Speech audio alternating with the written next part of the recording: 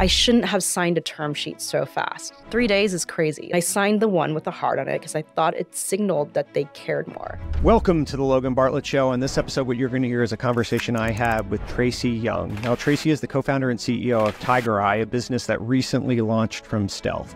Before that, she was the co-founder and CEO of PlanGrid, a company that sold for $875 million to Autodesk in 2019. Tracy and I talk about a number of different core operating principles, including her belief that you shouldn't innovate around creative org structures, when and how to sell your business, and the process that PlanGrid went through in selling to Autodesk. We go back to the early days of PlanGrid. It was 4 co-founders and Tracy living in a hacker house together when one of her co-founders was diagnosed with cancer, ultimately receiving hospice care while they were going through Y Combinator before he ultimately passed. We talk about the advice that he gave Tracy and how that impacted PlanGrid's journey to the business that it ultimately became. He says, life is short, take care of Ralphie. I've since revised it to take care of the ones you love. Don't be afraid to try new things and never do anything that makes you unhappy. And it was his gift to me before he left. Really powerful conversation with Tracy that goes into what she learned from her first go round at PlanGrid that she's changing now that she has TigerEye. We ran our startup as if it was Star Trek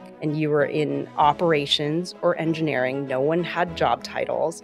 We were so proud of this. We thought this was like a selling point to candidates we were trying to recruit.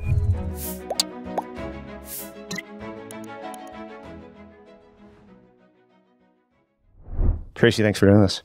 There was a point in the journey of founding PlanGrid that you said you actually lost product market fit. You were north of 50 million in revenue, growing quickly.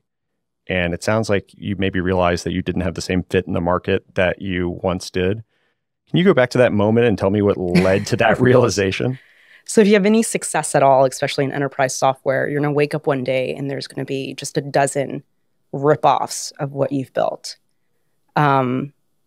We were really good at building software for the end user, people who take showers at night, people who work a hard days in hard hat, muddy boots, safety vests, safety glasses. The actual construction workers. The actual construction workers. And we just completely ignored the buyer in the office. They take showers in the morning. Like, that's not who we build software for. And we woke up one day in about 2015, and VCs had dumped so much money into construction technology that everyone had just a copycat of our product and then something else, some other flavor to it. Didn't work as well, of course. And we had one competitor in particular, Procore, who was an incumbent. They had been around over a decade longer than us, with a very broad platform and an enterprise-ready product. We had a product that was very much loved by the end user. If you were using PlanGrid in 2015, it's because you loved the product and you wanted to use it for your job. If you were using our competitor's product in 2015, it was because someone else at headquarters told you you had to use it. Well, that's nice, except that that person in the office became the buyer of construction software. And our product was not ready for that buyer. I mean, it wasn't that we didn't care about security or like admin consoles and enterprise features. It was just that we always pushed it off on our roadmap. We always prioritized functionality for the user in the field. So did the market shift? Or did you find a different customer type? Did you go up market and the considerations changed? Oh, that's a good question. And you point out something that's important. At this point, we were at about 50 million in ARR. And as we're trying to continue growth in the next few years, it was very clear to us we needed to go up market to the enterprise. We didn't realize that the entire industry would shift so quickly from moving buying decision that was happening in the field for so many years up to the CIOs and VP of operations in the office. That was surprising to us. It was almost as if overnight, everyone started reading the funding announcements at headquarters of construction companies and realizing that, oh, that's my job, actually. I should be choosing software. And so we would get calls from CIOs saying, are you seriously selling 1,000 licenses to us one at a time in the field? And it's like, yeah, that's what we've done. Would you like to negotiate a better deal with us? But these were not friendly conversations. So the the incumbents, Procore, they had the security and the role-based access and the permissioning and all that stuff that resonated with the buyer in the office, the person that showered in the morning versus showered at night, and you were beloved out in the field, but didn't have that. And so it shifted from underneath you. What did you do at that point in time? How did you actually realize that this had happened? Well, we did exactly what you pointed out was we ran the enterprise playbook. We got SOC 2 Type 2 certification. We got ISO 27002 certification. We suddenly cared about GDPR, especially going towards the international markets, and certainly building out permissions controls and role-based access control was suddenly important to us as part of our strategy and roadmap. Is there something you could have done sooner to catch that in retrospect, or was it? I think for sure the answer is yes. I think we had to have gone where it hurt. We had all these feature requests to make the product better, and we were so laser focused on that we just ignored the signals in the market because it was painful. We had to build out an enterprise team. Our team we had so sold them on this opportunity to make this entire industry more productive.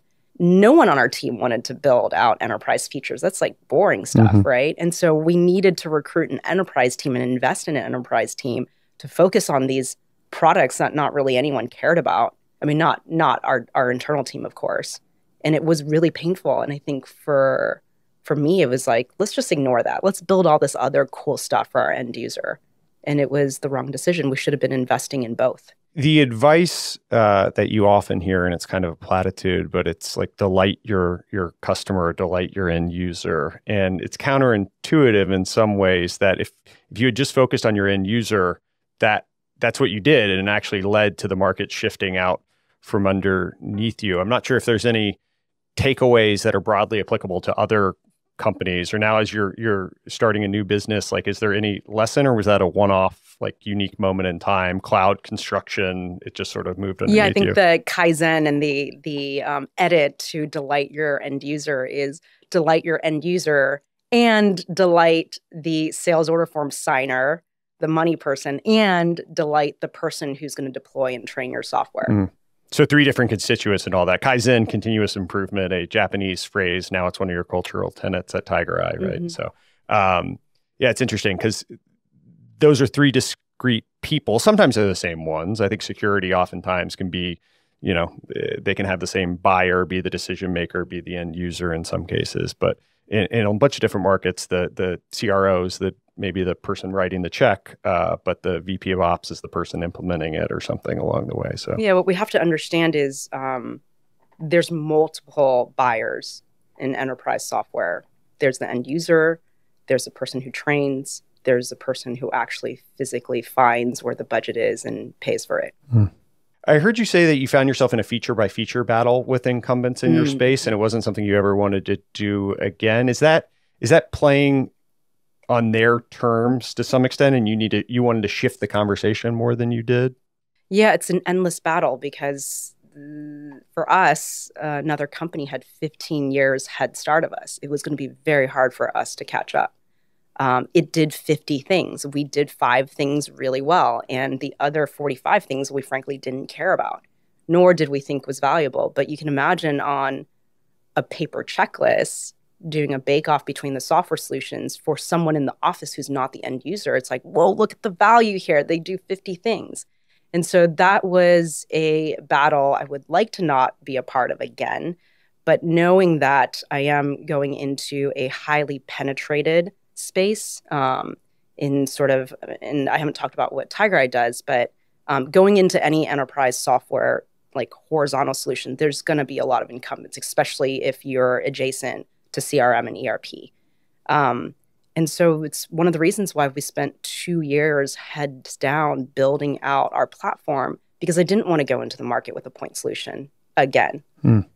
That's not interesting. And so how do you think about shifting that discussion now? And maybe this is a good opportunity to, we'll dive into it in earnest, but what TigerEye is doing and shifting that conversation so you're no longer battling an incumbent on a feature by feature, but instead helping. It's an architectural battle. And our solution is a time series database that understands and accounts for time. And we can use it using machine learning and advanced statistics to do very interesting things that are actually valuable for the end user. And that's a kind of a nerdy in the details thing here, but a lot of the existing systems, time is not a component of the underlying data structure. And so when you're trying to do things within Salesforce, for example, it requires a lot of rights and timestamps to capture what did this look like once upon a time. It's why you can't go back and do pipeline visibility at a point in the past if you didn't do it already, right? And so there's these database underlying considerations that exist within Salesforce, and it sounds like you guys are now solving some of these.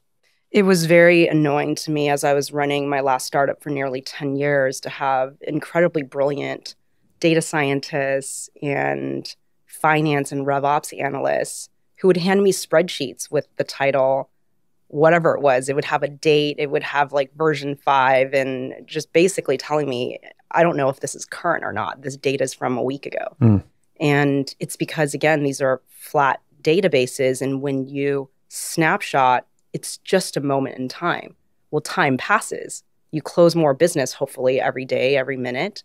And suddenly what they've been working on is incredibly outdated. I want to stay on the PlanGrid story for a bit, and then we'll transition to TigerEye. But one of the things I thought was really interesting, and I've as a board member, I've had these discussions more than once, is the idealistic approach of org structures and mid-level management and no salespeople and all of that. It sounds like you're you've converted from that past ways of thinking. But in the early days, you guys were pretty dogmatic about no mid-level management, flat org structure, no salespeople. So my biggest lesson here is be creative about the problem we're solving for our end users. Be creative about the technology solution that we are building. Don't be creative about org structures. There's a reason why MBA programs exist. And in the early days, I mean, we were all engineers, all the founders of PlanGrid. We would say crazy things like, we're never going to hire MBAs. I don't even know why we said that. I mean, at TigerEye, I think our number 2, number 3 employee had an MBA, and this is someone who is incredibly responsible, incredibly hardworking, and I get to learn from him every single day. We wanted to be so creative about how we organized our team, and we were less than 30 people. We would brag about this. We spoke of this in pride. We ran our startup as if it was Star Trek, and you were in operations or engineering. No one had job titles. We were so proud of this. We thought this was like a selling point to candidates we were trying to recruit, right? You're going to come in, forget about your senior engineer title. There's just no titles here. You're on team engineering. And that's really cute and all until you get to 30 people. And the first person who comes up to me and says, like, what's my career path here? And I remember feeling so insulted at that time. This must have been like 2012, 2013. It's like, there's so much work to do. Why do you care about your job title? But in reality, the most ambitious people and some of the best people will care about that stuff. And if you want to retain them, you have to care about it too. There's these two different mindsets, I think, within Silicon Valley. And one is that titles are cheap and that you can give them away because they don't cost anything. The other one is titles are very expensive because they can introduce a ton of complexity potentially. And so you should be very deliberate with when you give them out. Don't treat them as cheap. Did this lesson lead you to thinking that titles were more expensive and that you should be, if you're going to call someone a VP, make sure that you really think it's clearing the bar because everyone's going to look at the lowest person with the VP title and say, well, I'm better than that person, so I should be a VP as well. Yeah, it's really popular to have the title head of something, right? So exactly. We can get away from the VP, the C-suite conversation. What is my take on this? I think if we're customer facing and I don't know, titles somehow help the conversation in a positive way, then like, who cares? Just have the title that the customer wants to see. And so they're cheap in that side of the business. I think levels are really important for many reasons. But yeah, I think it's important to be thoughtful about it. And as you hinted, it's because there's going to be emotional challenges that come up and, it's going to rub someone's ego the wrong way when they look at their title compared to someone else's. And so it's important that we're thoughtful about it. Was there a point in time on the sales journey that you converted to saying we need sales people, or was it an evolution? Like, was there a specific moment that you're like, oh gosh, we can't deal with all these inbound requests coming in? We're really interesting in that in our last company, PlanGrid, we founded the company in 2011. We went through YC's Winter 2012 program. We fundraised our seed round shortly after, and we were making real revenue at that point. And then our first quota-carrying salesperson came in the building January 1st, 2015. Wow. So that's a long time to go without salespeople. We got to 5 million in ARR before we raised a Series A, and that round was led by Sequoia Capital. And they're just like, you need to hire a sales team. You need to hire a sales leader. Like, let's grow a sales team because you've got product market fit. I thought that we could run a lifestyle business. We were having a bunch of fun building software for the construction industry with a relatively small team for how much money we were making. We were cash flow positive for all those years. And in reality, in the enterprise software business, there is one big gorilla of a winner and then a second and third place. And there's room for a second and third place, luckily. And then just a lot of smaller companies just waiting to die a slow death. And that wasn't obvious to me until, I think, 10 years into the company. It's still, I mean, remarkable just to say those numbers out loud, that you got to 5 million in recurring revenue, cash flow positive, with no salespeople in place. I see why. We had, so to be clear, there was no quota-carrying salespeople. We didn't pay out commissions. Got it. But there were many of us doing the sales role, right? We were all trained on the operations side, if you remember, that side of the house. Everyone knew how to do customer support. Everyone basically did every marketing and sales effort. We would demo the software. We would show people how to use it. We would train customers. We had people doing sales. We just didn't have a formalized sales team. Got it. So PlanGrid ultimately had a very successful outcome, sold for $875 million to Autodesk, only $66 million raised. So great outcome for Sequoia and all your investors, I'm sure for the co-founders as well. That said, I realized it was an incredibly difficult decision to sell. I think around that time, I was actually at Battery Ventures, and I think we had a term sheet in, or maybe we're talking about a term sheet to lead the round before you guys ultimately sold. And so there were alternative paths, I think, to keep going as well. But you made the decision to sell to Autodesk. What did you see at that moment in time that sort of led to this conclusion for you? So it's important to understand that deal and that conversation with Autodesk lasted about 10 months. So for 10 months, it was this courting and evaluating and several term sheets in place that weren't right for us. I think by the time we got the term sheet that I signed, we ran the math and we would have had to execute flawlessly for the next 3 years for us to be at the same place. And in the end, I didn't have confidence and maybe courage in my ability to lead the company to execute flawlessly for the next 3 years. And it's also why we went out to fundraise a Series C at that time, which we didn't end up taking. It's so strange to go through a fundraising cycle, trying to lead the team and grow the company and trying to entertain M&A, because we're taking our hearts and our minds and we're splitting it into 3 very different directions. And yet we have to maintain that these are totally good possibilities for us. And you're just trying to figure out which one is the best outcome. And the sell to Autodesk was the best outcome at that point in time for us. Do you look back now, Procore is a $10 billion-ish business. Do you look back and wish you were still in construction and that PlanGrid, you had made a different decision, or are you very happy with the outcome and how it landed? The outcome was very meaningful for everyone involved in PlanGrid and our investors, the founders, our employees, and everyone's families. But yeah, a part of me wishes that I was still running PlanGrid today. It was a beautiful place, a beautiful company, and a beautiful product. And it's probably one of the reasons why I decided to start another company. Because you have to understand that I retired from Autodesk after being there for a year.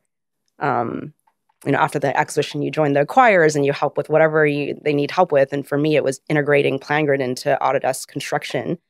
I retired March 2020. I thought I was going to take a long trip with my family, our first vacation as a family. And we went into a worldwide shelter in place and lockdown. And what that gave us was a lot of time. And I'm married to my co-founder. It gave Ralph and I a lot of time to dissect every mistake we had ever made. What could we have done right, better? What did we do right? What would we do better next time? And we also just talked through a lot of the problems that annoyed us in the world. And TigerEye is the product that we really feel strongly would have been the difference between us having to sell to Autodesk and us still leading the company today. Not just any vacation, by the way. You were actually going to go on a cruise. Is that right? Yeah. And thank God we didn't get on that. Has that cruise ever happened since then? No, it hasn't. I'm actually a little bit scared because if you recall in 2020, people were stuck on their cruise ship dying of COVID. Out in the bay, out just like right there. Not too far away. Yeah. You touched on this, but integrating the startup into another company, I had heard you say that it was like jumping into freezing cold water. There's an initial shock to all of the system. I guess any advice to founders as we sort of zoom out, both in going down the acquisition path as well as reflecting on the PlanGrid journey? If someone's thinking about selling, is there anything that you would pass along to them that you've learned over the course of the last 5 years? Yeah. So for companies that are thinking about selling, it's really important to understand that companies are bought, they're not sold. If you want the deal more than your acquirers, it's not going to happen. There's a certain amount of, you're the cool kid. It's like, you can come to me to buy my company, right? And what makes the deal attractive is a growing business with good technology, a good team, and real revenue. Those are the nouns that matter. Those are the substance that matters. I think for startups who are just burnt out and wanting to, leave all the responsibility to someone else, it's just not an attractive deal for an acquirer. But it's certainly possible. I think, some people work with bankers. That's not a route we went down. It's not a route that I would recommend. Some people go through a lot of corp dev and BD conversations, and that just seems like a big waste of time to me.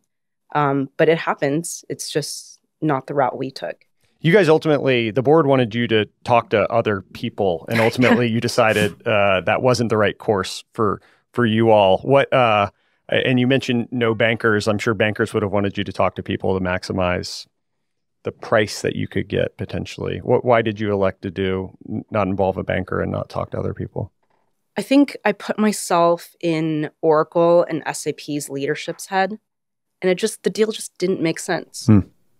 And so if I couldn't see it from their point of view, why would I go through a whole emotional roadshow and create more work for myself? It didn't make sense. And that's what I explained to the board. They didn't agree with it, but they were also okay with it. Because at the end of the day, I'm the one who has to have these conversations. And if a founder is so unwilling, these aren't going to be good conversations, right? Yeah.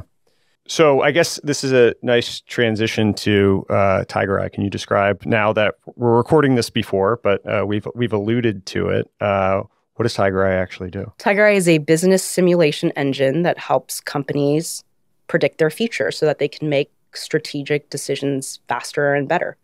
So what does that mean in practice? Can you give me an example? So we sit between CRM and ERP. We understand every change in the business over time. We understand rep behavior, account behavior, customer behavior, and we use AI and advanced statistics on top of that to help a company predict its future. What that translates to is the ability to create sales scenario plans in minutes, not weeks or months. We also use a lot of math and advanced statistics and AI to show users how changes in their territory plans, their capacity models, their hiring schedules and plans, their quota plans will impact growth. And so are you selling into a sales buyer for the most part? Yes. Got it. And the existing players in this space, you touched on, like, it's we alluded to it earlier. Yeah, we touch a lot of folks. Because if you think about CRM and ERP, there's like thousands of companies here. There's a lot of forecasting and planning. Yeah. So I think the closest product that overlaps with our platform and our suite is Anaplan. Yep. We understand historicals, we understand present day business, and we have a strong opinion about the future business. And for people that don't know, Anaplan was a $12 billion acquisition by Thoma Bravo, public company, very successful outcome. And now there's other people popping up selling into FP&A and sort of doing the financial planning side of this as well. But it sounds like you're more focused on the sales side. We're laser focused on the RevOps team. We sometimes pitch ourselves as co-pilot for RevOps so that they can free up their time instead of manually munging numbers on a spreadsheet. They can actually think strategically for the business and advise the sales leaders and suite on initiatives they can take on.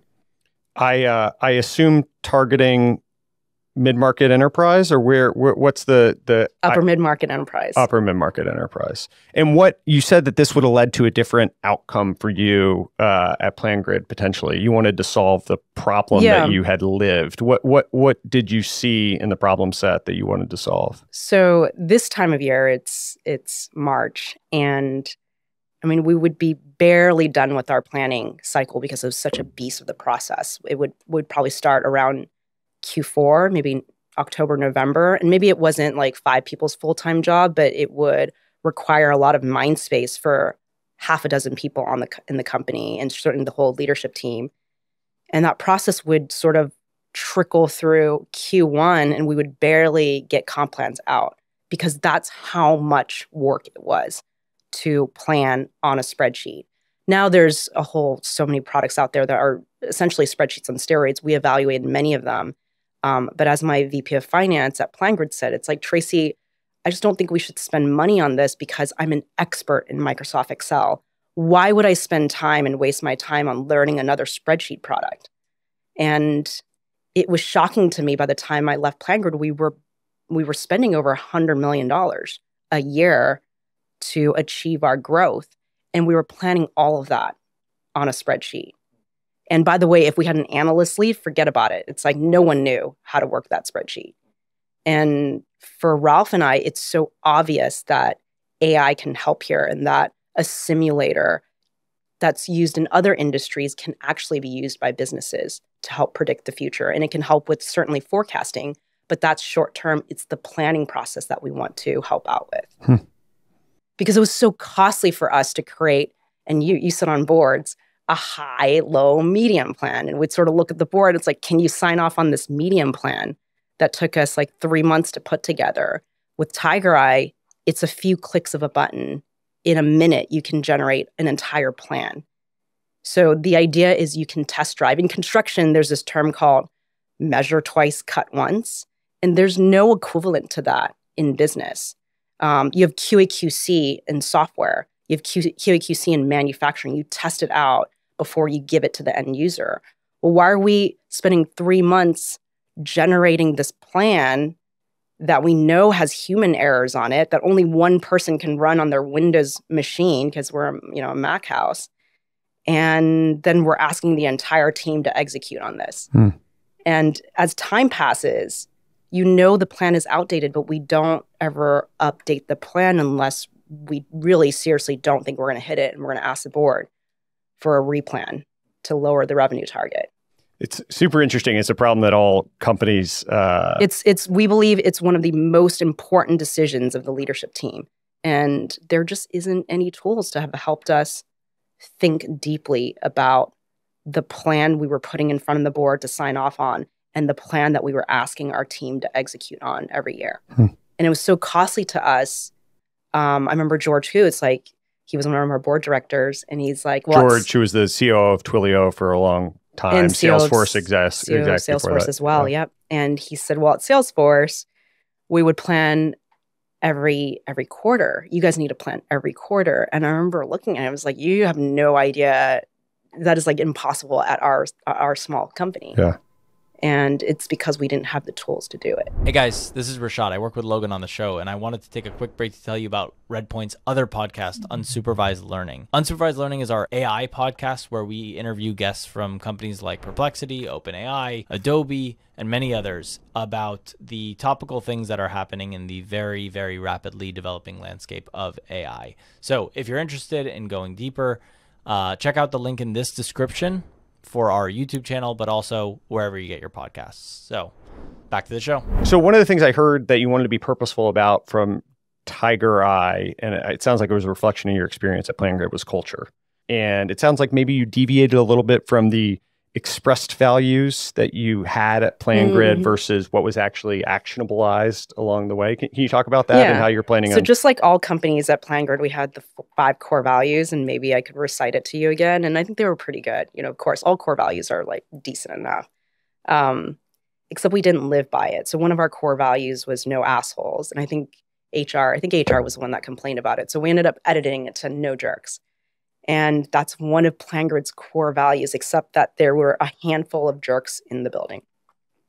And since they were performing, I didn't fire them. And what that signaled to the team is like, hey, if you just perform for the company, you perform for Tracy, you can get away with murder. And oh yeah, by the way, the other 4 core values, those are all bullshit too. And so we were very intentional as we were drafting our core values for TigerEye. We actually had our core values in place before we picked the problem we would work on and build for.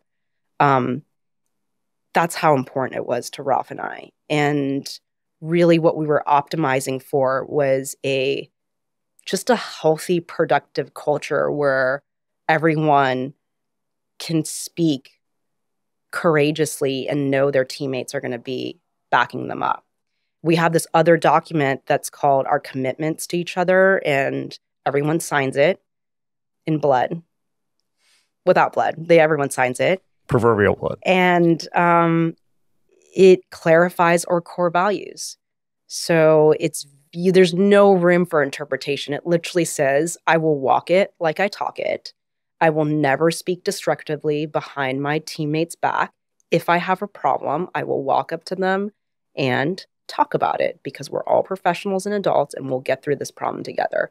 Did the no assholes, no jerks thing at PlanGrid, when you start drifting from that, how does that manifest itself in the business? Once people start undermining or realizing that the values don't hold true consistently across the board, did they manifest themselves in some ways? Yeah. What you end up getting is these different camps. And at 500 people, there was probably like 5 different camps of different values. And nothing's better than the other. They're just different. And there's certainly, there was some combination of our 5 core values just split into 5 directions.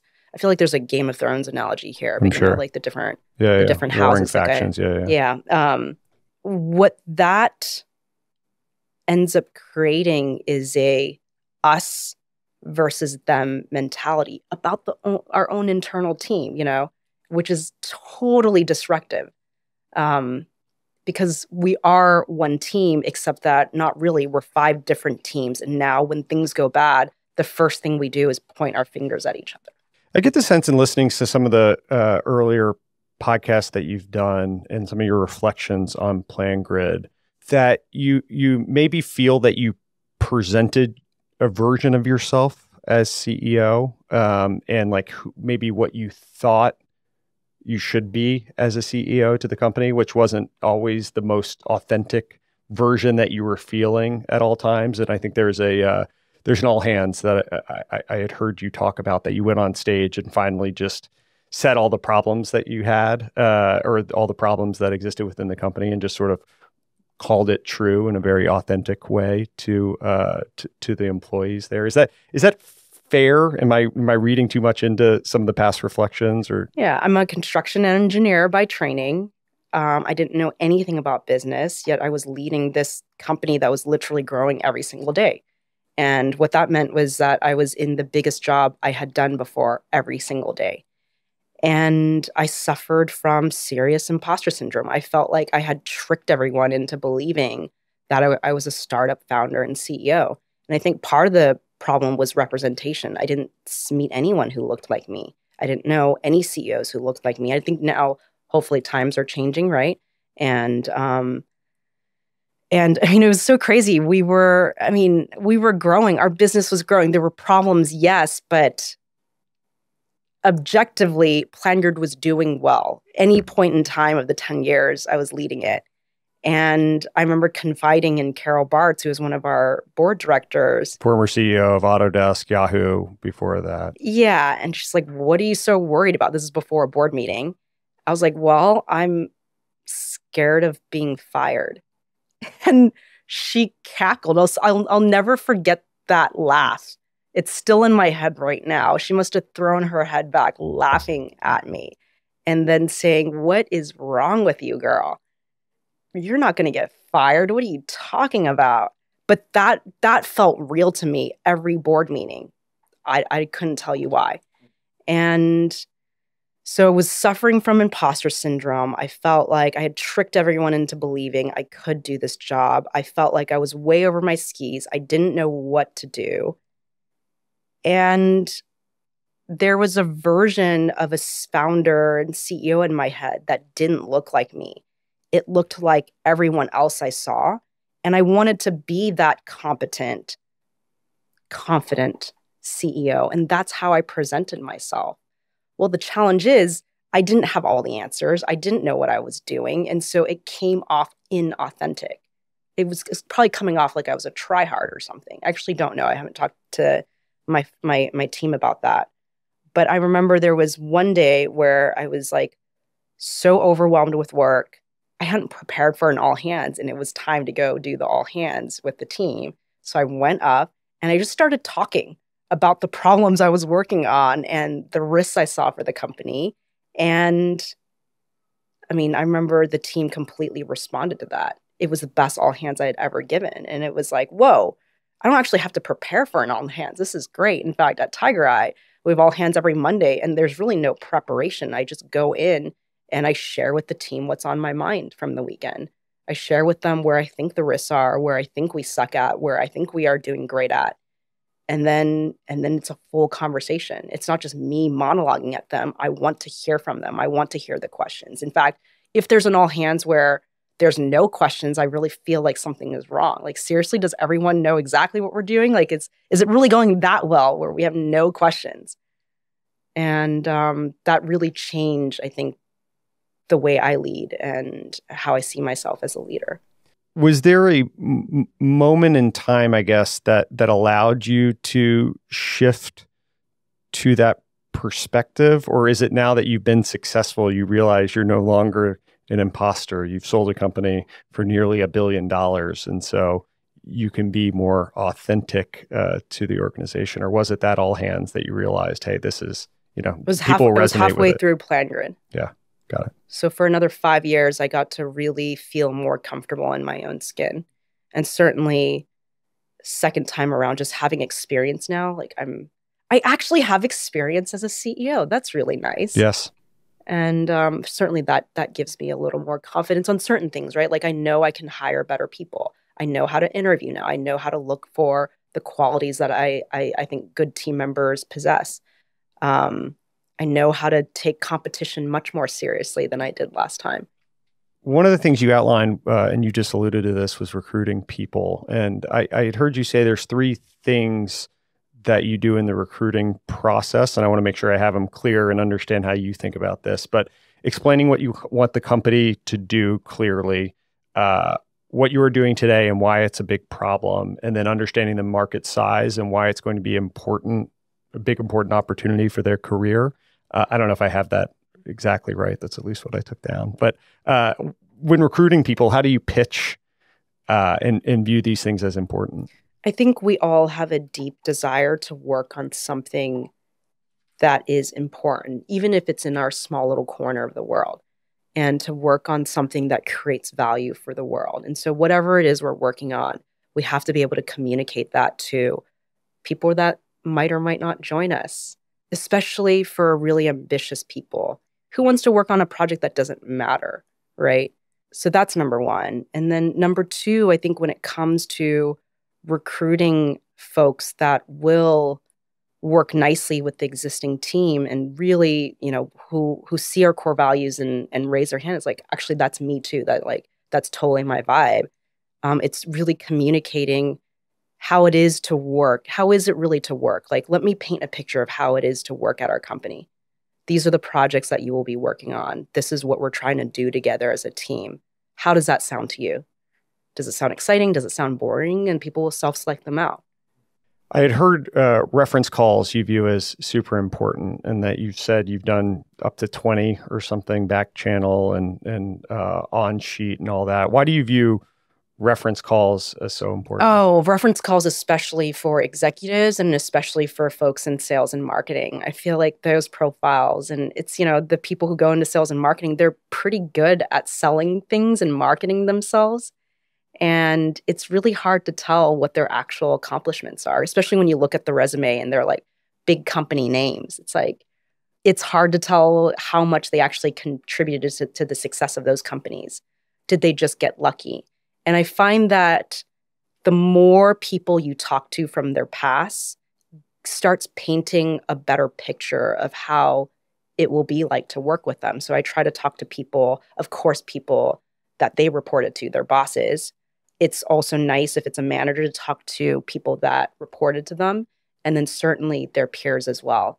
What you find in Silicon Valley is most people hate speaking poorly of, their former colleagues. And so you also have to just get through all the extra, conversations and really digging in deep on the areas that you think might be weaknesses or are imperfections of these person. And sometimes it's okay. It's like, this type of personality might work with our team, but certainly being able to talk to 20 people is going to give you a really good picture, because we're talking about 30-minute to hour-long conversations with these people about a specific individual. Do you have tactics to get them to be honest about things that are weaknesses or shortcoming? Because people, to your point, don't want to badmouth colleagues or former colleagues in reference calls. No, I think either the person has that personality to be confrontational, or speak honestly or not. I usually, if I feel like I'm having an inauthentic conversation with someone who's just going to give me a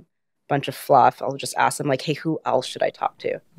Sometimes I'll find that they're actually giving me a name of someone who's more courageous than them. I found one of the things that I'll do is force ranking and throw out there, like, is this a top 50% person you've ever worked with? And when you put the puck on the ice a little bit and force them to think about, well, is it in the better half of anyone that I've ever spoken to? If they're in the top 10%, they'll immediately give you a more percent. No, top 10% easily, right? If they, definitely top 50%, then that probably means they're passing some platitudes off, and you can't really lie about that once you put it out there. And that hesitation will tell you a lot. It tells you a lot, right? And the implicit sign of all that is really interesting. Managing people is obviously like a difficult thing to do, and PlanGrid got to 500 people. Is that right? 100 million in recurring revenue. What did you learn about managing people over that time that you would impart to someone that's early on the journey of leading and managing a team? Because I was a new manager, a new CEO. Well, by the time I left the company, I was like 10 years into it, so maybe not that new. You start to notice patterns of the best managers and leaders that I got the privilege of working with. And usually the best managers have just been doing it longer than everyone. that they've just been managing people and they've seen all the different flavors of personalities and ego, and they just know what to do to deal and manage with that. I just don't think it's something that's taught in school, or that maybe it comes naturally for this small percentage of the world. But the best managers I had worked with that worked for PlanGrid had just been doing it longer than everyone else in the building. Emmett Shear said something, I think in that exact seat, that I think about, that leadership can be innate, but management has to be learned. It's like, it's something you don't learn all these different social construct problems of all different personality types and feelings and all that stuff. That's not like a natural thing that people have. Yeah, I think I'm I'm a terrible manager. I mean, I'm either like, don't care about it, and I just like, can you just get it done? And then there's a lot of trust if I have the right person in place, or I'm just micromanaging the hell out of it, which no one wants that from me. I had heard you talk about the 2x2 matrix for product development, where on the y-axis, I think it's level of effort, and the x-axis is impact to the business. And obviously, you can flip it, of course. Yeah, it works both ways. But I think there's an important quadrant, no matter which way you go, which is high effort, high impact to the business. I guess the best quadrant would be low effort, high impact to the business, that you can just pick up easy wins. How do you think about that matrix and making decisions, and any tangible examples you can point to? Yeah, and it's low effort and high impact for our customers is obviously the quadrant you want to focus on. But nothing's really, sometimes you'll have the in-between where it's like in between all four quadrants, which is hard to choose from, but obviously it's veered towards the high impact. The way we think about product prioritization, which is, I think, is more art than science, we try to look at it from several perspectives. So one, what is sales asking for? Two, what is the customer asking for? Three, what does the product team think we should be building? And then now that I'm doing it the second time around, I make sure that the founder's lens is also part of that decision making. What do the founders want? Because the founders will always be keeping the vision in mind. Whereas everyone, like sales, might have a much short-term horizon when they're looking out in the future, right? They're thinking about this quarter. They're thinking about maybe this year and their target. And when you overlay that on the same four quadrants, what you'll see is there's going to be a density of certain products and features that will make a lot of people happy. It's going to make sales happy. It's going to make the customers happy. And the founders also think it's like a cool feature. Like, you want to build the stuff that everyone wants. You had done a post on LinkedIn with sales advice for founders. And one of the things you touched on was that mid-market was a no man's land. And I think there were, you got a lot of nice responses from people challenging that assumption. Why do you think that's a hard part to start a company around as a startup? Because it's such a toss-up of companies. It's a huge range. We define it as 100 employees to 1,000 employees. I mean, maybe people draw their lines a little bit differently, but let's say give or take another 200, right? It's such a big range. Like, a company with 100 people is completely different than a company with 1,000 people. So the mid-market is full of small companies that recently graduated in, and it's full of companies that have been preparing themselves to become their enterprise counterpart for years. And they're going to have a ton of red tape. And so it's important that we focus either in the enterprise or SMB and know which lane you're serving. And of course, we're going to sign up as many people in mid-market as we can along the way. But there's just vastly different product priorities and decisions that you would make if you're serving SMB versus the enterprise. Suddenly, enterprise features that don't matter for the end user really matters, obviously at top of the market. And then your ability to self-serve a customer and help train them without ever having talking to them matters when you're serving lower market, because there's so many of them. Yeah, the slope of the line's important. In the middle, you can get caught with very divergent slope of the lines. You can have companies that are 100 years old, or 500 years old, or whatever it is. And you can also have companies that are 4 years old, 5 years old, that are well on their path of growing past you and might be looking to the next solution. So focusing that's a just good in there point, can be Logan. difficult. It's all about focus. Yeah.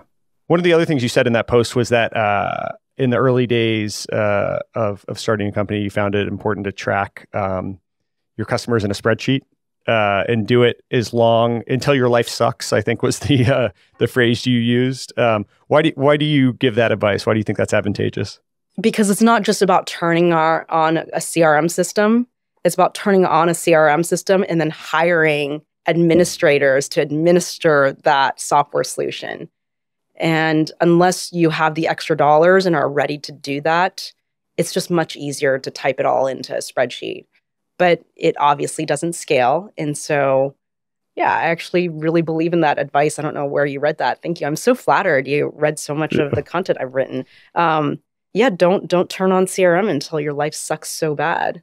Same with ERP. Don't turn any of that on until your life sucks so bad that you don't mind it sucking a little more. And the point is that the process around it should be thoughtful as well. And so it's not, I originally read it as the customer intimacy of knowing it inside and out, but it sounds like there's other considerations with it. And so you should make the cost of deploying those software solutions is so high, both from a cost perspective and a time perspective. And more likely than not, you're going to set it up in a way that just doesn't work for your business because your business is evolving. Hopefully it's growing, it's evolving, it's changing. And what you've set up is probably not going to work for the next 2 years. So now you got to rejigger it. And that requires a lot of administrators to make it happen, to build in custom fields. I mean, this is the power of the CRM systems and ERP systems is you can customize it, but you also have to be deeply confident in your sales process for you to customize it in a way that's going to help scale with your company. And for most startups, they just have no idea. They're still trying to find product market fit, or they're just trying not to drown with the amount of business that's coming their way and trying to iterate on their product. That all of this is just extra noise that I don't think founders have the just the space to take on with everything going on. Seems like no leader has ever regretted managing someone out too early. Mm-hmm. It seems like a universal truth. And I think you agree with that sentiment. And it sounds like something that was part of the reflections of PlanGrid as well. How have you found a way of putting this in practice when something feels like it's not working out? Do you act on it right away when you're starting to get that sense, or how has that evolved in your understanding of operating and leading? It's really painful to fire people. It's very emotional. There's probably a ton of guilt involved because you weren't the right leader to help this person grow, or you've hired the wrong person and they've been at the company to make things a little worse. If it's black and white, this person just can't do their job, that's easy, right? It's always like between the spectrum that is hard, that they're contributing, but it's not enough, or they're contributing, but it's the wrong cultural fit, or they've been doing a great job. And this is one of the most heartbreaking parts about being a founder and a leader is the people who you've been to war with for the last 2 years might not be the right people to take with you for the next 2 years, right? And you have to make the hard decision. And I think it's just really important to remember that this hard decision is happening for the best of everyone. It's the right decision for the rest of the team, for your customers. It's also the right decision for the person that's getting fired. And the best we can do is to be as compassionate and generous as we can when we separate with teammates. And I think in life as well. What have you learned about that conversation? I'm sure you've had to let a lot of people go. Yeah. And it's I'm sure varying range of emotional, but probably not easy no matter what. What have I learned? I think what I've learned is that it feels a little less bad when it's not a surprise to that person. That everyone deserves a chance. But if it's not working, it's not working. And it's actually your job to fix this mistake. And it's better for the employees so that they can be at a place where they are contributing. And so when it comes to not surprising them, the conversation needs to go as such. These are the expectations of the job. You are not meeting the expectations. And if this doesn't resolve itself, or if this doesn't change in some certain time period, we have to talk about parting ways. And so doing that up front so that they're not surprised What by? you'll find is that some folks will immediately check out because they're probably interviewing at other places. And it could be a combination of they have lost trust in you. They don't believe in your leadership. They don't believe in the company and they just want to go somewhere else. Great. Or they don't believe in themselves, that they don't actually think they can meet the expectations that you've set in place. And so they're self-selecting out.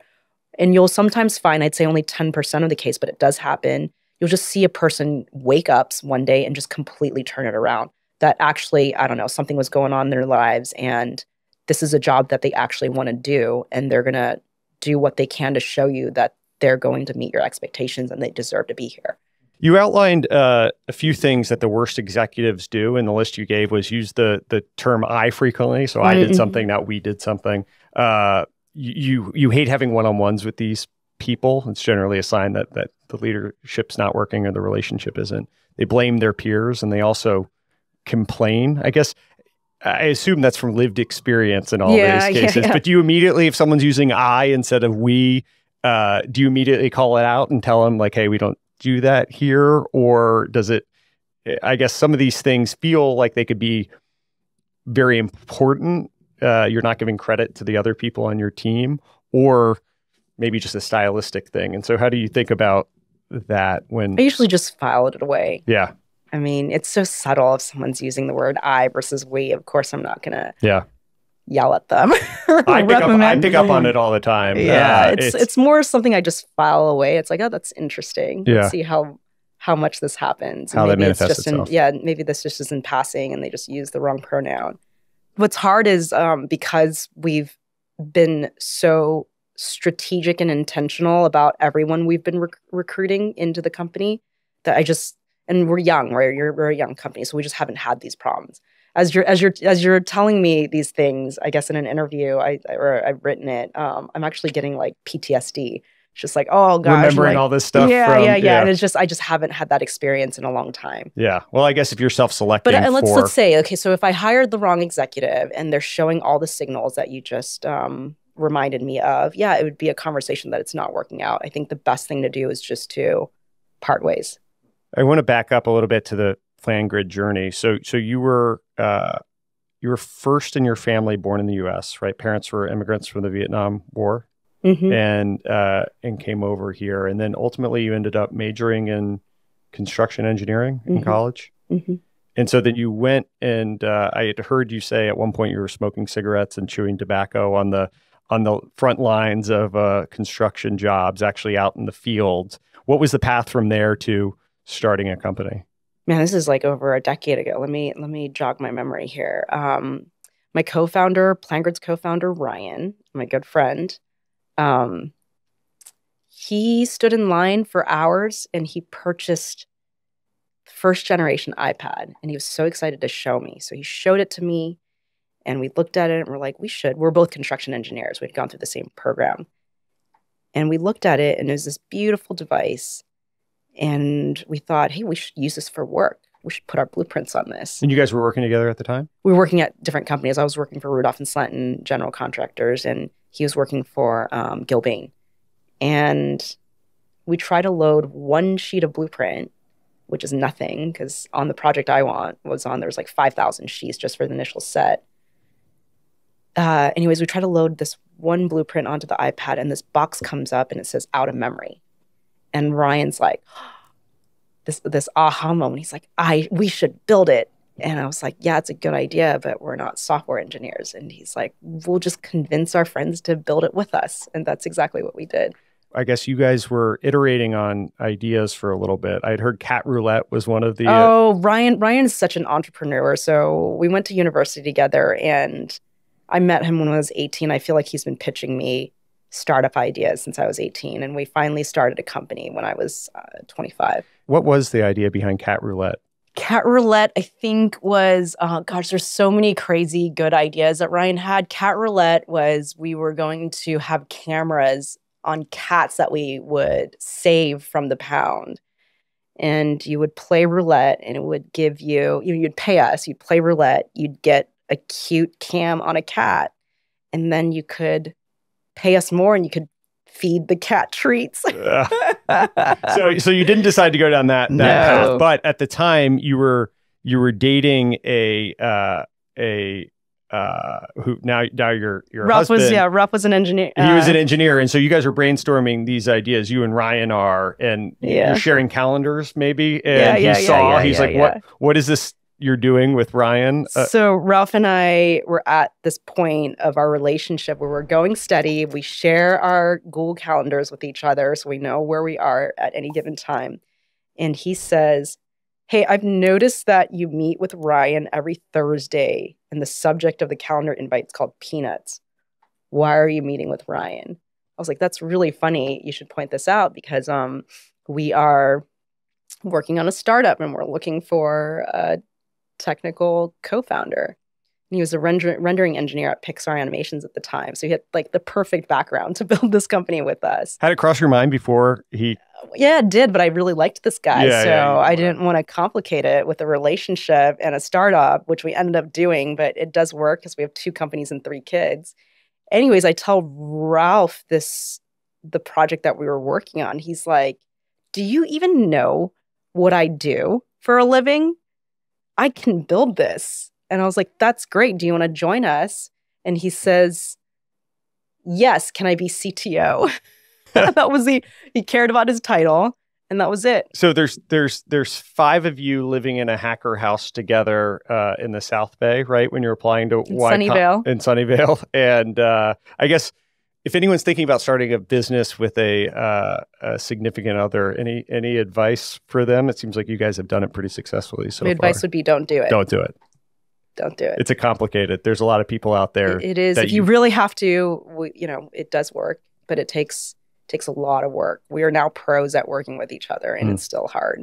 I think relationships are hard, marriage is hard, kids are hard, startup is hard. So you're just really like a combinatorial explosion of problems. It's probably exponential too. It's not a linear.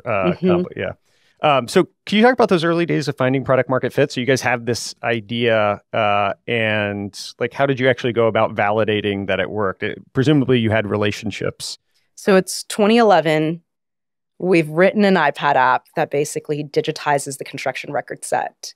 We go to a bunch of people we worked with in the field, our friends on the job sites that we were a part of, and we asked them to use it. And they're like, "Great, I'll try it out. I don't have an iPad." No one had an iPad at that point, not for work.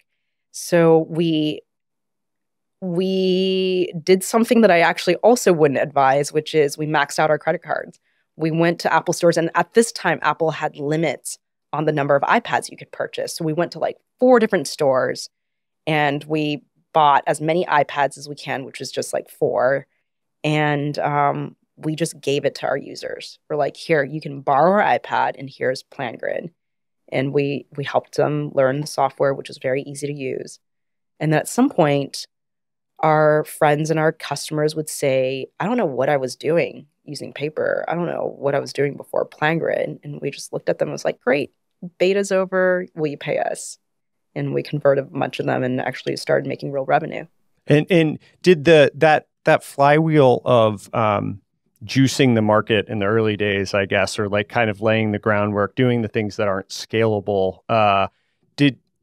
did that allow you to get to the point in time and build the product that met the market when ultimately iPads were more democratized out in the field? Or it took a few years to get there, but we basically had a program. We had something called the iPad mini deal that was only supposed to go on for 1 month, but it ended up being years that we had the iPad mini deal. And later on, it'd be like the Android tablet deal and the Windows tablet deal as well. We actually helped ship over 10,000 iPads into the field. So again, it was friction. It was a barrier to construction workers using PlanGrid. They didn't have a tablet. And so that meant they couldn't use our thing. And so we decided to solve that problem for them by buying it for them. I mean, the economics worked out for us. It's basically like, "Hey, purchase 2 years of PlanGrid. It was like $2,000, and we'll throw in an iPad mini that will run our software beautifully." And that was a very popular SKU. People didn't have to think about it, and it just shipped out of San Francisco's Apple store. You guys applied to go to YC in the early? How'd you find your way to YC? Oh, my co-founders are a bunch of nerds, and they were big readers of Hacker News. Got it. They try to get me to read it, and it's like, this is just not just none of this calls to me. Yeah, but you guys got in. There was a request for startups that the YC partners had written, and one of them was the iPad and mobile tablets are coming on the market, and we think it's going to be valuable for specific industries that we're not even thinking about. And I remember reading it, I was like, oh, that's us. Because before that, I refused to fill out the application. A couple of my co-founders wanted to go through YC, but I didn't think it was for us. And so until we saw the request for startups and a request for startups that was clearly that our solution satisfied, and I was like, all right, I'm going to fill out the application. And you guys got in? And then we got in. Now you're living in Sunnyvale. There's five of you at this point, and you guys have a prototype. You're going through YC. Is that the did you have customers in the early days of going into YC? Yes, we did. Some friends in in the industry. And then, I mean, this is something that I can't even imagine, but one of your co-founders got diagnosed with cancer at that point in time. And so he ultimately went through a bunch of chemotherapy one round and then decided he didn't want to go through it again. Is that right? Yeah, he chose not to. It was he just didn't want to put his body through that. He wanted to be happy in his last days. So it was crazy. We were trying to launch our startup. We did, it's early stages of PlanGrid, and we had hospice care coming to our hacker house. I mean, I think back at it, it's like, I can't believe that happened, but it did. And then he passes. And I think, we were just dealing with the death of our really good friend and co-founder and chief mad scientist. And we didn't know what to do. So we just poured everything into the company. For me, it was because it was my way of feeling closer to him. And I think for the hackers on the team, they must have been looking at Antoine's code every day, and it was their way of feeling closer to him. And I wanted to make the company successful in memory of my co-founder. Did you think about not going forward, or was it just... No, that wasn't an option in my mind. It was I really wanted to do it. And I think in hindsight, I wanted to do it for Antoine because it was the last thing he worked on. He was coding all the way up until the very end. Yeah. And he gave you some really touching advice as well. If you'd be comfortable sharing. Yeah. Let's see. It's something I think about every day. He says, life is short. Take care of Ralphie. I've since revised it to take care of the ones you love. Don't be afraid to try new things and never do anything that makes you unhappy. And it was his gift to me before he left. Profound advice. I think probably someone on his deathbed who wanted more time and wanted to make sure that he got his last thoughts to a friend. Yeah, it's pretty powerful, and obviously, I can't even imagine going through that experience. It wasn't unique to us, though. I mean, I think we're all either dealing with it or will deal with it. Sickness, aging, death. You learn this when the team grows to a size where it feels like bad stuff is happening on a weekly basis. There's just enough people, and then their relationships with their family and friends, like all kinds of crazy things were happening all the time. And we just have to be as generous as we can to our teammates when they have a partner who is dying of cancer, or a child in the hospital because they're really, really sick, or they themselves have been in a car accident and they need to recover. Like, life continues even though we were trying to do something really hard, like starting a startup. Can you draw me the through line from that hacker house to $5 million in ARR and raising a Series A from Sequoia? What was it? Did the market just catch up to where you were and things were coming inbound? We moved out of the hacker house. We had a small office in Hayes Valley, just 1,000 square feet. We crammed like 15 people in there. We were working around the clock, but we were happy. And we just kept selling PlanGrid. There's a natural virality in construction where construction folks want to show off their new shiny tool to their peers in the field. Like, hey, look at my new tool. And PlanGrid was such a nice thing that they could show off to their friends who weren't using it. Like, why are you using those blueprints? Let me show you what you can do with an iPad. And so we would get phone calls. There was so much inbound for our product, inbound demand. And we would just get, it's like, hey, I just saw this on the job site. Can you come and demo it to us also? And we were just doing these demos, and it was so easy to demo PlanGrid because it was so simple of a product. It would take us 10 minutes to do a demo remotely and GoToMeeting in those years.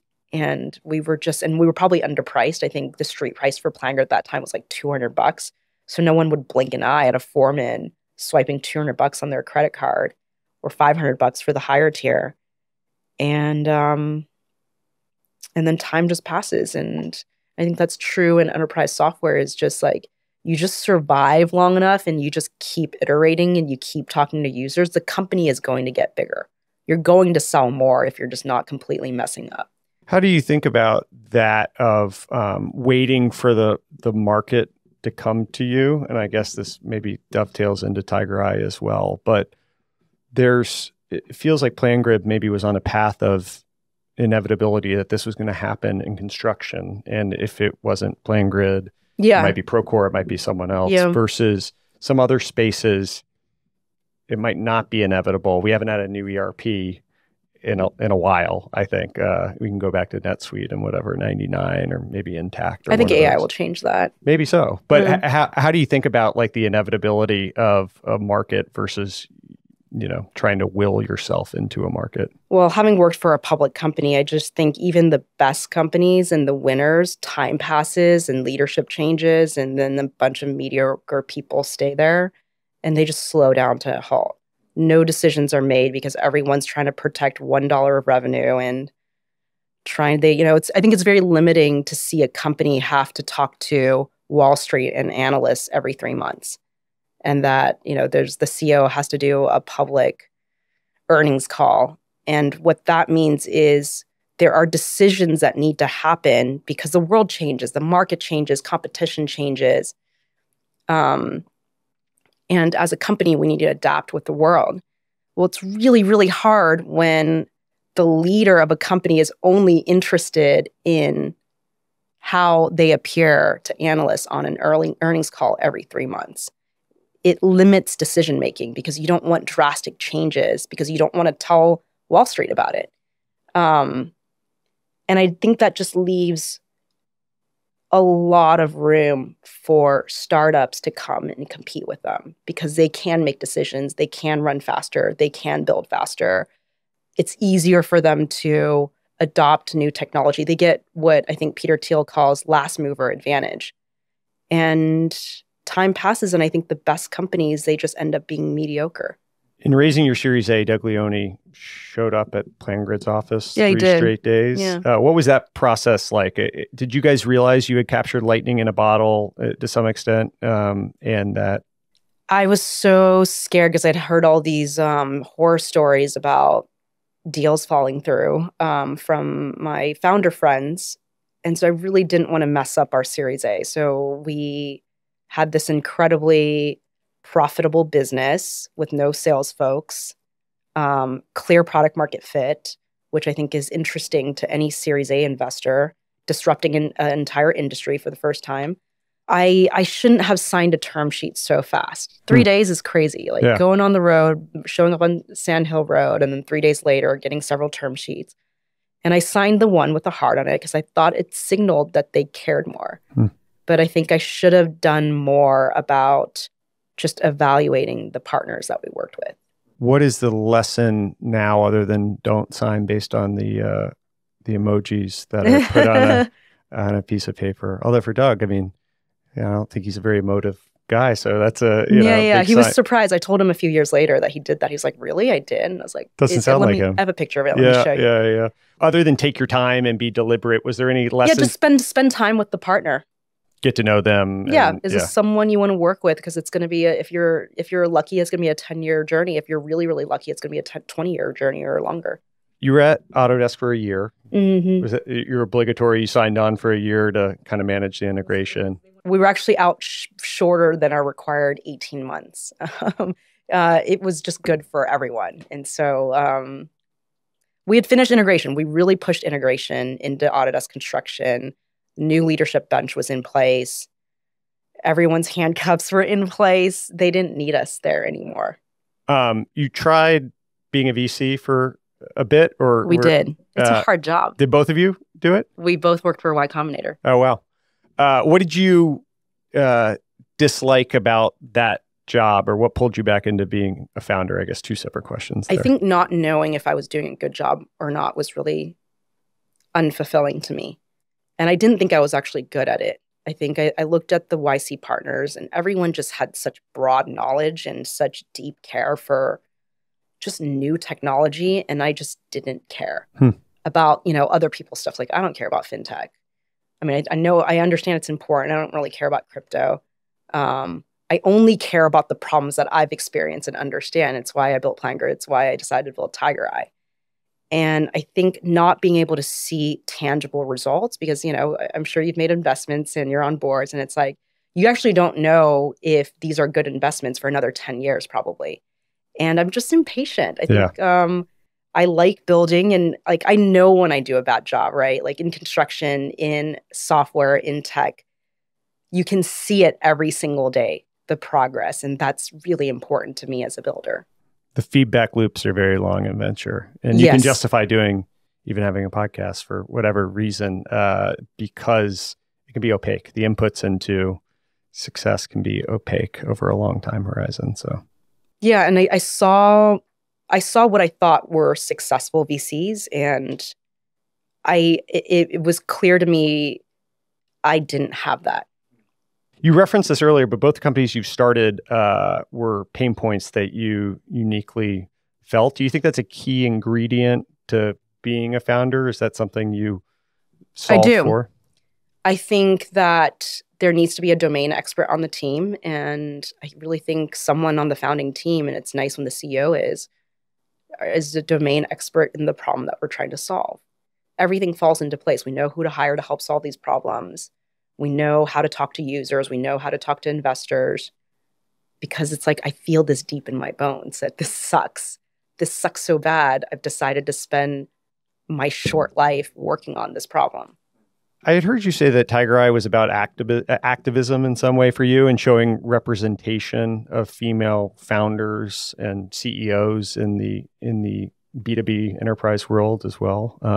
Can you speak specifically about that? Yeah, I had the privilege to work for YC for a year. I got to meet crazy, ambitious, and talented founders every single day. And I certainly met women founders who were building really cool things in consumer and health tech. But I did sit there wondering why, one, there were so few women, and two, why there was no women in enterprise software when there's so much low-hanging fruit and so much problems businesses have that just aren't served, right? And I think as a mom, it's really, really important to me to show my children that you can dream and you can work at being part of the change. And for me, it's just, I can complain about not enough women starting companies, not enough women in leadership, not enough women getting funded, or I can just do it and just be one improvement to the stats. You all have been focused on building remote from day one, which was probably an outgrowth to some extent of the circumstances around COVID when you got going. But also, it seems like a purposeful thing that you guys believe in. Can you talk about how you landed there and what some of the things you do to make sure you can maintain the culture and the process and the documentation and all that stuff? Yeah, so there's trade-offs to everything for sure. I got to have 40,000 square foot of office space in Mission District, San Francisco for almost 10 years. Less than that, because we moved into that big office. So let's say like 7 years. I got to see the power of having everyone in the office and the culture that can bring. And now we've been running TigerEye for 2 years remotely as a much smaller team, and everyone's experience, the average age of PlanGrid when we started it must have been in the mid-20s. I'd say the average age of TigerEye's team is probably mid-40s. So we're just more experienced, and many of us have worked together before. There's trade-offs to everything, but net for us, the positives outweigh the negatives. I'll give you a few examples. One, we are a diverse team. We are all over the world. We are huge spectrum of like age and like, our demographics are very different. And there's a lot of moms and dads on the team who have childcare duties. And our work schedule allows us to take care of the stuff we need to in our families and also take care of the stuff we need to build for the business. So in practicality, how that works, we have flexible work hours. There's 6 hours each day because we're all on different time zones, there's 6 hours each day where we are working together. And then the last 2 or 3 hours, I don't care when they work. For me, my kids are up by 5:30, one of them at least. And so I might be answering emails from like 6 o'clock to 7 o'clock. And then for my team member, they might be programming at 1 a.m. when half the team's sleeping, right? As long as work gets done and we're all contributing to the progress of the company, I don't care when those flexible work hours happens. Everyone knows when you're most awake and when you're most energetic to actually work on problems. And so go figure that out. But those 6 hours is like, those are our core hours. So that's one. Two, everyone's really good at communicating, written communication, because so much about business building is making sure that we're all pushing in the same direction and trying to build in the most impactful and efficient way possible. And so you can imagine if we are lost in translation and not understanding each other in different states, and that's going to be a huge problem in actually making progress. And so everyone is excellent at communication in the company. And that's something we really look out for. See, this is the only way it works. So it's allowed you to hire a more diverse workforce and have these flexible hours as well. Mm-hmm. There's some trade-offs on documentation and all of that stuff as well. I assume it gives a broader aperture of people you can hire talent-wise too, I assume, if you're not beholden to like a local office as well. What about on the negative trade-off or the things that, I guess process documentation is one that you guys have been purposeful about, but have there been things other than that you've tried that you've had to correct, having experienced an office culture? There's no substitution for being able to see someone and look them in the eyes and like break bread and eat together. And so it's powerful when you have an office and you're literally eating lunch together every day. But as a remote team, we don't get that. So what we do instead is we actually have offsites quite frequently. We meet each other at least once a month, maybe several times a month. And certainly there's certain hubs around the world, and we're a small team. We're less than 30 people, but there's a density in San Francisco Bay Area. So many of us are meeting often at WeWorks and just places just to get that experience, because it is nice. It's especially evident when we have our all team offsites where everyone comes back together like we did last month. And it's just really nice, and it's just faster to solve problems together when we're all right there and just pull people. And it's like, can you look at this? And so we have the remote version of that, of like a 5-minute phone call or pulling someone into a Zoom room. Do you think you could have done a remote startup if not for the experience? Like if you were a first-time founder, do you think you could have done it? 10 years ago, I didn't think it would be possible. It wasn't until COVID happened where it was like, whoa, actually, this is a lot better. And if you hadn't lived the experience of PlanGrid, though, do you think if you were a first-time founder today at 26 years old or whatever? I think it's possible. I don't think it would have been possible for me. Got it. It'd been too hard. Yeah. I'm a mom of 3 young children, as you know, and I can say that I wouldn't be able to found another company if our company wasn't remote. If I had to drive to an office and sit there for 8 to 10 hours a day, it'd be really, really hard to want to do that and live that life. What pulled you out of, you tried the VC thing, and then you got all the reflections that you had, not going on a cruise ship and all of that. Like, going after the problem that you're going after now, what was it that led you to this as like, hey, I want this to be my next chapter? I assume you want to do this for a long, long time, right? And there's not going to be a third company in your future. So what was it that appealed to you about the problem set and actually starting this It's starting funny this you company? say that because couple of folks we really wanted to recruit is on the team. I did look them in the eye. It's like, this is the last company. I'm not starting another company. Yeah.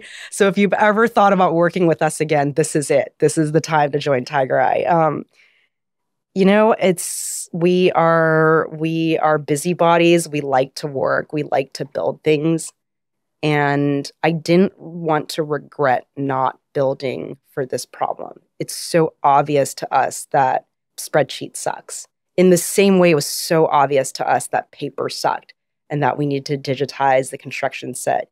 It's so obvious to us that spreadsheets on steroids, for that matter, just doesn't work, and that there's actually technology to simulate that's much more accurate at predicting the future than someone can do trying to program into macros into cells. And so we really deeply believe the solution should exist. Why hasn't someone built it? So we want to do it. 2, we need a job. We like building things. And then 3, why not? It's really fun. It's really fun and hard to build companies. And we get to work with insanely talented people going after a vision that we set. And I think for most founders, you have to be a little bit like on the spectrum and a little bit crazy. And it's just a really nice way to be able to outlet that energy. Like my children, my parents live with me. My children and my parents don't need my intensity of a CEO at our home life. But it's welcomed in a startup life. It's like, Tracy, care about these things. All right, I'm going to care about it. Same thing with Ralph. And it's just a really nice place to be able to let all that out. What's the advantage of keeping TigerEye in stealth for the first 2 years, or how long? It's been 2 years. 2 years. It was just the founders, the two of us. Initially. And I have a 2-year-old, so we went on maternity and paternity leave during that time. What is the advantage of being in stealth for 2 years? Well, we can build a lot more product. We can test it out with a lot more beta customers and really feel confident about our launch. Was there something about the copycat experience sure. with PlanGrid that led you down this path? Yeah, I'm still shell-shocked from my experience at PlanGrid because it was an incredible outcome, obviously. But in the end, there is no PlanGrid today. The product still kind of exists, integrated to other solutions, but PlanGrid doesn't exist today, not even as a product name. It's Build, it's Autodesk Build. And you can imagine, as someone who's dedicated almost 10 years of her life to that product, and it not existing, even though it's a great product, is kind of getting like sucker punched in the stomach, right? And so what is it about it? We wanted to come out into the market strong. Yeah, have customers live. Because again, we were so seen as a point solution in the market in construction software. I didn't want to do that again. I didn't want us to be pigeonholed by bleeding out features over the next 10 years. And I wanted to build what we feel is the complete product and go out to the market. And it does connect a lot of problems together, the past, present day, and future. One of the things I heard you say to founders is that they should keep their personal burn rate low in the early days. Why is that the case? Because you might not pay yourselves for a really long time in a startup. That was true for PlanGrid. That is true for TigerEye, although circumstances are different, of course. And so if you keep your burn rate low, then you can just last longer. At PlanGrid, I remember we were all engineers. We're incredibly frugal. And so we had 18 months of runway. We're like, all right, even if we don't make money, let's just build this for 18 months. And then we'll see what happens. But you can imagine if we had more money in the bank and more savings, it could have been 3 years. And we could have built a lot more before we had to think about selling part of our company during a seed round or a Series A. There's a quote I heard you reference, face reality as it is, not as it was or how you want it to be, by Jack Welch from GE. Jack Welch, yeah. Why do you like that quote? Oh, I love it. It's like my motto. I think it's incredibly practical advice for any problems, whether it's personal or in business, that sometimes problems can feel so overwhelming and just such a big mountain and big obstacle that you might, there's like the body reaction of like flight or fright or freezing and not doing anything. Well, if you can just forget about the expectations and just look the problem in the eye and let yourself go where it hurts, then you can actually start solving the problems instead of spinning your wheels about what should have happened or what should not have happened. Because what's in the past is like totally doesn't matter. You can still change the future if you action now. And I think in business and in product building, and I guess in life, it favors those who move. That movement is life, and it's certainly true in business as well. I heard you say that you should raise or not, and there is no in between. Yeah. Venture capitalists can be pretty compelling to sit down with and talk to about businesses at times. Either be in fundraising mode or not be in fundraising mode because it's too disruptive. It's too emotional. And you're also, again, living two different realities. And it's really hard to keep both realities in your mind. It's just takes energy and calories to make that happen. But if you're just in fundraising mode, then you can just park the business aside for a little bit, let the team run it, and just focus on talking to as many people who might want to buy a piece of your business. It's easier. It's like a little factory. How do you tie that back with the 3-day process in the early days and getting to know someone? How do those two things fit together? I mean, if I could do that round over again, I might have run a 1-month process and talked to as many people as I can and see who's the best partner for us. Got it. So when you're in fundraising mode, focus on it, but spend the time.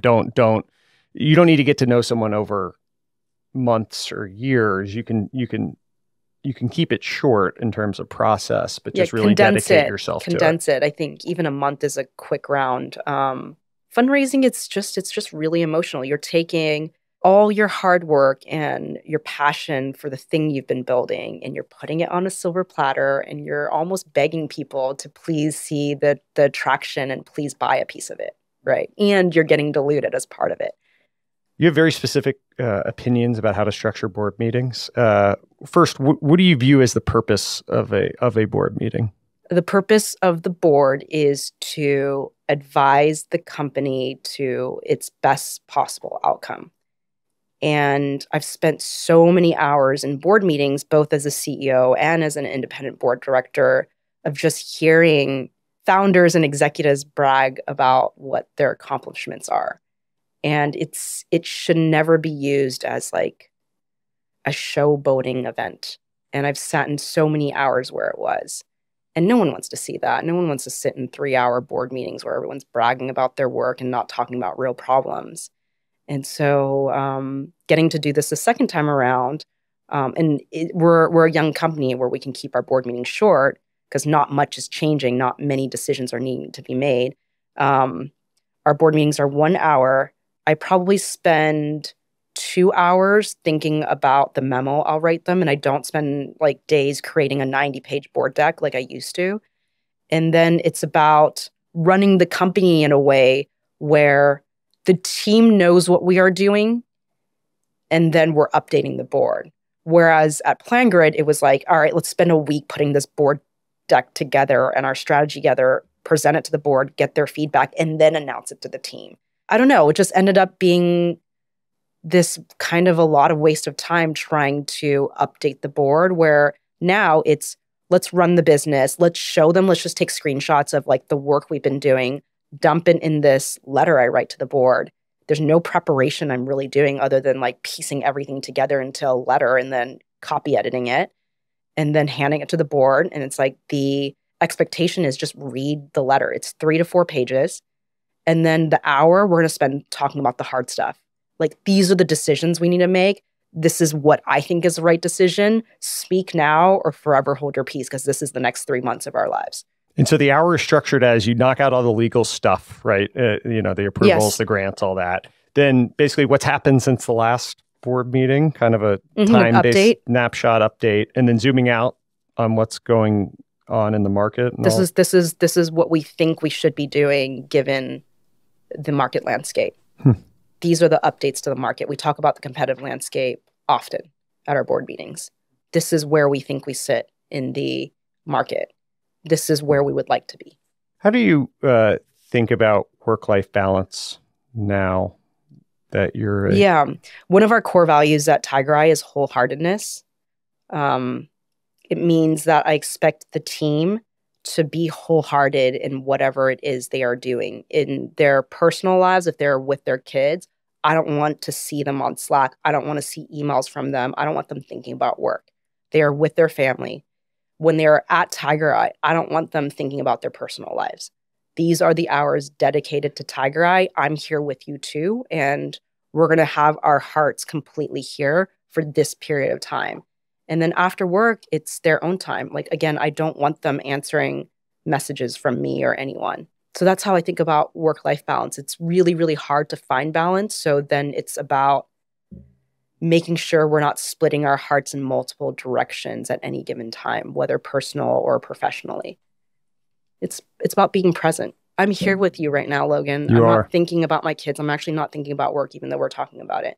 My team's got the work stuff. In about 10 minutes, hopefully, whenever this interview ends. That was my last one. So so now actually, that was my last question. So thank you for doing this. This was great. Yeah, thanks for the conversation. Thank you for listening to this episode of The Logan Bartlett Show. If you enjoyed this conversation or other episodes like it, we really appreciate you sharing with other people you think might find this interesting. We're trying to grow the show, so each incremental share or subscription on whatever platform you're listening on really helps.